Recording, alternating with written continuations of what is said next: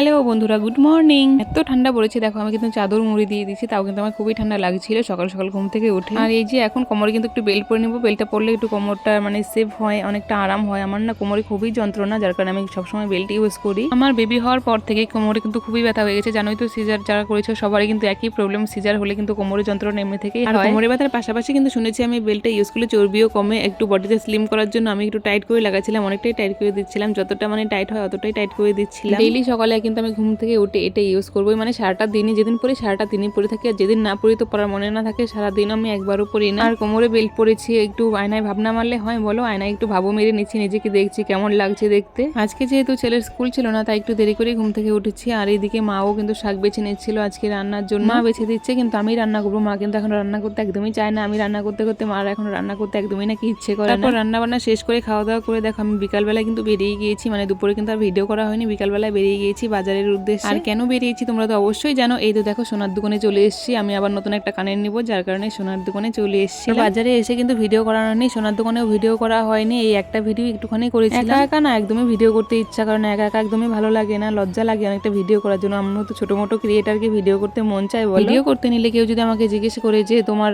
চ্যানেলের নাম কি বা এটা ওটা, আমি যদি কিছু বলতে চাই আমার চ্যানেল সম্পর্কে কিছু বলি, তখন তো আমার নিজেই লজ্জা লাগে। আমার ভিডিওতে না হয় ভিউজ, না নেই সেরকম সাবস্ক্রাইবার, আমি যখন আমার চ্যানেলটা সম্পর্কে ওদিকে বলবো আমি নিজেই লজ্জায় পড়বো, যার কারণে আমি বাজারে গিয়ে কিন্তু একদমই ভিডিও করি না। আর এদিকে দেখো কি কি বাজার করে নিচ্ছি, তোমাদের তো সবকিছুই দেখালাম। আর এদিকে লঙ্কাও এনেছিলাম, মাসি কিন্তু 3 ভাগ করছে, 2 ভাগ মাসি নেবে আর 1 ভাগ আমাদের। আর কি নিলাম দেখো, এদিকে কিন্তু সোনার দোকান থেকে প্রথমে আমি নিয়েছিলাম একটা আংটি, সিলভার রিং, রূপোর আংটি যেটাকে বলে। দিনের একটা শখ ছিল যে এরকম একটা আংটি পরবো, সোনা হোক বা রূপো হোক, সোনা কিনা তো সামর্থ্য নেই, যার কারণে রূপোর আংটি কিনেছি। এরকম দেখো, বলো কিরকম হয়েছে আংটিটা, তোমরা অবশ্যই বলবে। আর এই যে সবচেয়ে স্পেশাল জিনিস কানের জোড়াটা কেমন হয়েছে তোমরা অবশ্যই বলবে। আমি সব রকম কানের পরেছি, কিন্তু সেফটি পিন টাইপের কানের এখনো পরিনি, যার কারণে খুবই শখ ছিল একটা সেফটি পিন টাইপের কানের পরবো, যার কারণে কিন্তু আজকে শখটা মিটিয়েই ফেললাম আর সেফটি পিন একটা কানের কিনেই নিলাম। কানেরটা কিন্তু সোনা খুবই কম, একদম হালকা ওজনের কানের নিয়েছি, কিন্তু দেখতে অনেকটাই বেশ বড়, সবসময় ব্যবহার করার জন্য নিয়েছি। ভারী কানের পরা যাবে না, যার কারণে হালকা কানেরই নিয়েছি। আর ভারী কানের নিতে গেলে তো ভারী টাকাও লাগবে, যার কারণে কিন্তু ভারী কানের নেওয়া হয়নি, ভারী টাকাও নেই আমার, ভারী কানেরও নেওয়া হয়নি, সাধারণ ছোট মোটো একটা কানের নিয়েছি। এরকম দুল টাইপের কানের না আমি কোনোদিনও পরিনি, দুল টাইপের কানের এই হয়তো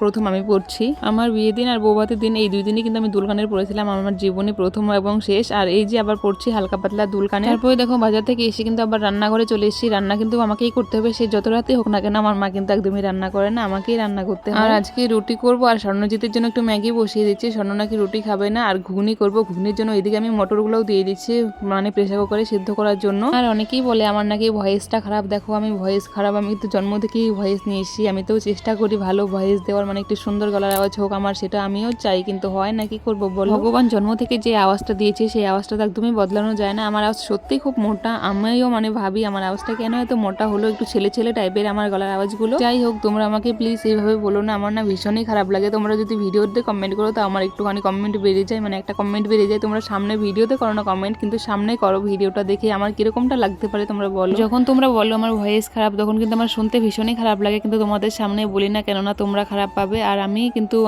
বাড়িতে এসে কিন্তু আমার খুবই খারাপ লাগে। যাই হোক, যার স্বামীর কাছে মূল্য নেই তার কি গ্রামের মানুষের কাছে মূল্য আছে? আমার স্বামী আমাকে দাম দেয় না, আমার কি করে গ্রামের মানুষের কাছে দাম হবে বলো? আমি বলবো ভিক্ষা করা ছেলেরা ভালো আছে, কিন্তু মদে মাতাল যারা নেশা করে তাদের ব্যবহার খুবই খারাপ। ধরনের পুরুষের সাথে সংসার করা গেলেও মাতাল আর পরকীয়া যারা করে তাদের সাথে কিন্তু একদমই সংসার করা যায় না। এটা হলো কিন্তু মেয়েদের জীবনে একটা ভাগ্য লটারি, কারোর বিয়ে হলে ভাগ্য এত বদলে যায় যে এতই সুখ হয়। আর আমার কিন্তু বিয়ে হয়েছে এতই ভাগ্য খারাপ যে আমার কিন্তু একদমই সুখ হয়নি। সুখ কেন, আমার দুঃখ ছাড়া কিছুই হয়নি জন্ম থেকেই।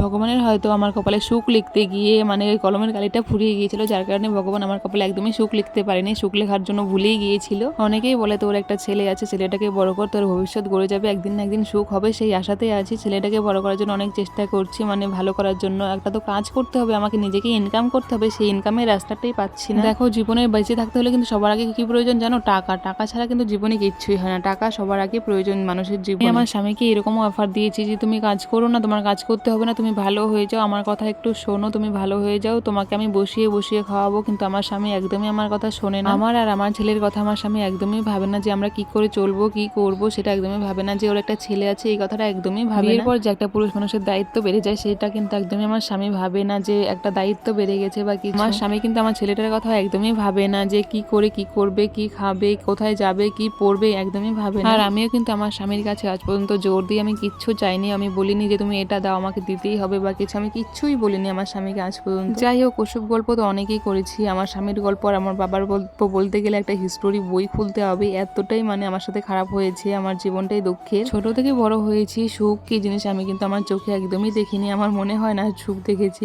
যাই হোক বন্ধুরা, আজকের ভিডিওটা কিন্তু 2 দিনে শুট করা। আগের দিন করেছিলাম ওই ভিডিওগুলো, মানে সোনা কিনতে গিয়েছিলাম, কানের কিনতে গিয়েছিলাম, আর এটা কিন্তু পরের দিন সকালবেলা আমি রান্না করছিলাম। আজকের রান্নার মেনুতে শুধু শাকই হয়েছে, লাফা শাক, আর এদিকে হচ্ছিল মটর শাক আমি রান্না করছিলাম, আর এইদিকে মা কিন্তু ভাত বেড়ে নিচ্ছিল আমাদের সবার জন্য। আমরা চারজনে কিন্তু 4টা থালা বেড়ে নিচ্ছি, আমার, মায়ের, দিদার আর স্বর্ণজিৎ। তারপর রোদের মধ্যে আরাম করে বসে বসে সবাই মিলে ভাত খাচ্ছি, আর সবাই মিলে একসঙ্গে বসে রোদে ভাত খাওয়ার মজাটাই কিন্তু অনেকটা আলাদা। রান্না খাওয়া হয়ে গেলে রান্নাঘরটাকে কিন্তু আমি পুরো ক্লিন করে নিচ্ছি। রান্নাবাড়ি খাওয়া দাওয়ার পর রান্নাঘরটা না মুছলে কিন্তু একদমই ভালো লাগে না। পেছনে দেখো আমার ছেলে কিন্তু লেংটু হয়ে দাঁড়িয়ে আছে, আমি কিন্তু তখন দেখিনি। এখন যে ভিডিওটা এডিট করছি, মানে ভয়েস দিচ্ছি, তখনই কিন্তু আমি দেখতে পেয়েছি। আর ভয়েস দেওয়ার সময় এই লেংটু পুকুরটা দেখে আমার এত হাসি পাচ্ছিল, পেছন কিন্তু আমার ভয়েসটা শুনে আমার ছেলেও কিন্তু এসে দাঁড়িয়েছিল লেংটু পুকু দেখার জন্য। আমি তো ওইদিকে রান্নাঘর দৌড় মুছছি, আর এদিকে আমার মা সব বাসনগুলো মেজে নিচ্ছে। আর দেখো সকালে কিন্তু আমি বিছানা একবার গুছিয়েছি, তারপরে কিন্তু ছেলে বিছানাকে এমন করেছে, এত নোংরা করেছে, যার কারণে কিন্তু বিছানাটাকে আমার দ্বিতীয়বার আবার গুছাতে হলো। আর ভিডিওর ভয়েস দিতে এতটা অসুবিধা হচ্ছে, আমার ছেলে কিন্তু পাশে বসে বসে এত দুষ্টুমি করছে, কথা বলছে। ভিডিওর ভয়েস শুনে তোমরা বুঝতে পারছো এত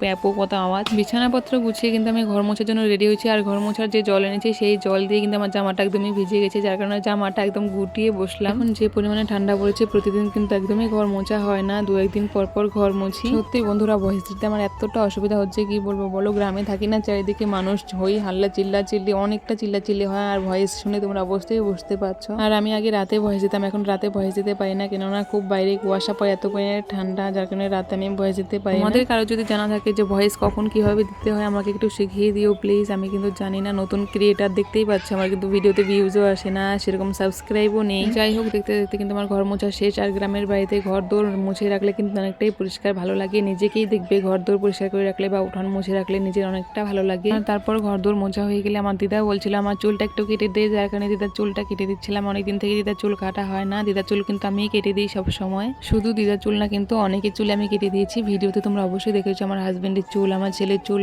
আমার আরো অনেক আত্মীয়, নিকটবর্তী আত্মীয় সবার চুল আমি কেটে দিই। তাই বলে কিন্তু একদম গ্রামের সবার না, যারা যারা আমার কাছে আসে, মানে আমার নিকটবর্তী আত্মীয়, তাদের চুলগুলো আমি কেটে দিই। আর আমার দিদা বয়স্ক মানুষ, চুলে যত্ন করতে পারে না, চুল রাখতে পারে না, যার কারণে দিদা কিন্তু চুলগুলো একদমই কেটে ফেলছে। আমার দিদার মাথায় যখন চুল ছিল, আমার দিদাকে দেখতে কিন্তু খুবই সুন্দর লাগতো, কিন্তু আমার দিদা এখন চুল কেটে ফেলেছে, গ্রামে থাকে, আর দিদাকে দেখতে খুবই খারাপ লাগে। আমার দিদা যখন কম বয়সী ছিল তখন দেখতে কিন্তু খুবই সুন্দর ছিল, এখন একটু বয়সটা বেড়ে গিয়েছে, বয়স হলে কিন্তু সবারই সৌন্দর্য চলে যায়। আর আমার ছেলেও যেরকম, আমি ছাড়া কিন্তু নাপিতের কাছে আজ পর্যন্ত চুল কাটেনি, মানে সেলুনে গিয়ে আজ পর্যন্ত চুল কাটেনি। ওই যে জন্মের সময় যে শুদ্ধি হতে হয়, তখন যে চুল কাটতে হয়, নাপিত ছোঁয়াতে হয়, তখনই ছেলেকে নাপিত দিয়ে চুল কাটানো হয়েছে, তারপরে কিন্তু চুল কাটেনি নাপিত দিয়ে। সেরকমই কিন্তু আমার দিদারও চুল কাটার প্রয়োজন হলে আমার কাছেই কাটে, আমিই কেটে দিই। আর আমার হাতে যে মেশিনটা দেখতে পাচ্ছ, আমার দিদাই কিন্তু কিনে দিয়েছি দিদার চুল কাটার জন্য।